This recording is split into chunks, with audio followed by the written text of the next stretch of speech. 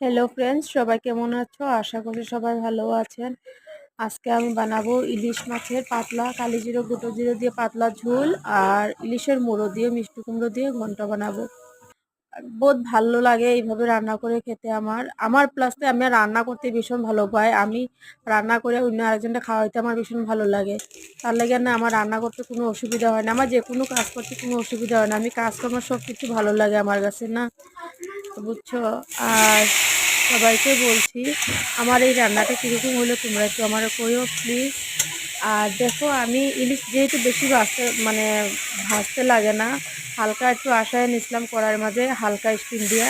কেন ইলিশ যদি বেশিরভাগ ভাজ্জালাও বেশি কড়া করে ভাজো ইলিশের সেন্ট জায়গা জায়গা থেকে আমি ইলিশ মাছটা বেশিরভাগ ভাজি নাই।